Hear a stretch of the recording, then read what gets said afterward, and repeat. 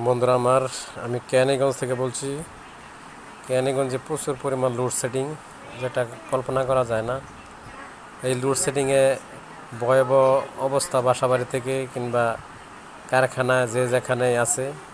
আর এখানে বেশিরভাগ অসুবিধা আছে বাচ্চারা এবং বয়স্ক লোক যাদের বাসায় আছে তারা, কারণ তাদের গরমে শরীর অসুস্থ হওয়ার সম্ভাবনা বেশি, কারণ জ্বর ঠান্ডা এসব লেগে যেতে পারে গরমে।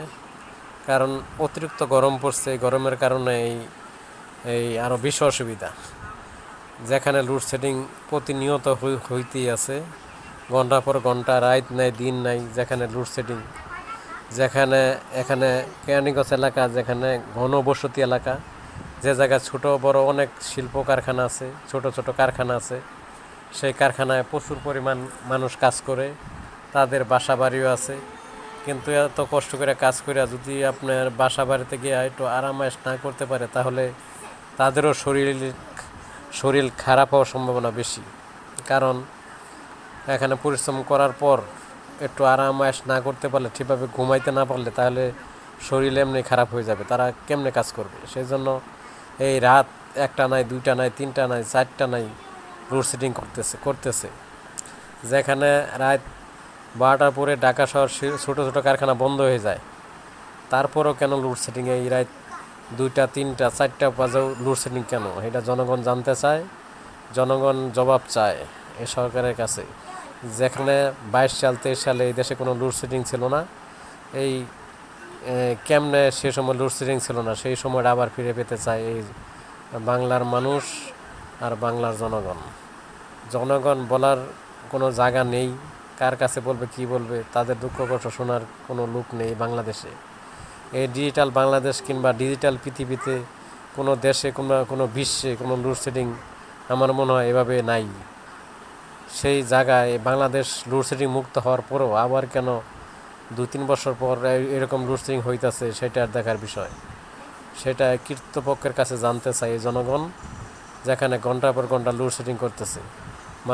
মানুষ কি কষ্টে আছে সেটা মানুষই জানে। এই যে বাইরে যাদের একটু টাকা পয়সা আছে, হয়তো তারা আইপিএস বানাই লইছে। যাদের টাকা পয়সা নাই তাদের অবস্থাটা কি? কয়জনের টাকা পয়সা আছে একটা 50,000 টাকা দিয়ে আইপিএস বানাইয়া আর আমরা মাস করব? কতজন আছে? শতকরা হয়তো 5জন 10জন হতে পারে, এছাড়া আর বেশি হবে না। সেই জন্য এই যে কষ্ট, এই দুর্ভোগ, এই কেরানীগঞ্জের মানুষের একটা জনবহুল এলাকা, যেটা ঘনবসতি এলাকা, যেখানে সবাই কর্মজীবী, কোনো বেকার বলতে এখানে লোক নেই। কেউ না কেউ কোনো না কোনো জায়গায় কাজ করতেছে, হয়তো কারখানায় করতেছে, হয়তো শোরুমে করতেছে, হয়তো যে কোনো একটা ইসলামপুর দোকানে করতেছে, সদরঘাট করতেছে। কোনো না কোনো কাজের সাথে সবাই এখানে জড়িত। তারা এত কষ্ট করে এই কাজকর্ম করে এসে বাসায় যদি রাত 12টার পরে ঠিকভাবে ঘুমাতে না পারে, তাহলে এই দুঃখ কষ্টের কোনো সীমা থাকার কথা না, সীমাও থাকে না। কারণ ঠিকভাবে ঘুমের মধ্যে কারণ জায়গা, তখন ঘুম থেকে উঠলেই তাহলে মাথা ব্যথা শুরু হয়ে যায় এবং মাথার সমস্যা হওয়ার সম্ভাবনা বেশি। মানুষ মানে মাথা ঘুরানি শুরু হয়ে যায়। সেই জন্য এই কেরানীগঞ্জ থেকে শুরু করে এই লোডশেডিং মুক্ত চাই জনগণ। সেটা কবে মুক্ত হবে সেটা উত্তর জানতে চাই সরকারের কাছে।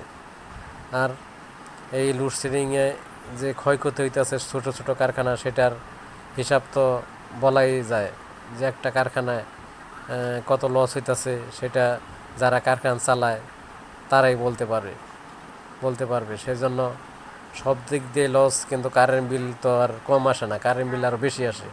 তাহলে যে বারবার লোডশেডিং, দিনে 7 ঘন্টা 8 ঘন্টা লোডশেডিং করার পরেও এই 3 সপ্তাহ 1 মাস চলে যাইতেছে, তারপরেও কেন কারেন্ট বিল বেশি আসে সেটাও তো জনগণ বুঝে না, কিংবা তাদের জানানো হয় না যে কারেন্ট বিল কেন বেশি আসে।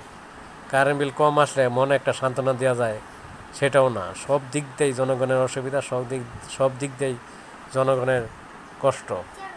এই যে এখন কারেন্ট আসলো, আমি ভিডিও করতেছি, কারেন্ট নাই, অনেকক্ষণ ধরে কারেন্ট গেছে, এই যে এখন কারেন্ট আসলো 13 ঘন্টা পর। এখন কারেন্ট আসলো, আবার কোন সময় চলে যায় সেটা দেখার বিষয়। কারণ আসতে দেরি, আবার কোন সময় চলে যায় সেই ডর লাগে, সেই ভয় লাগে।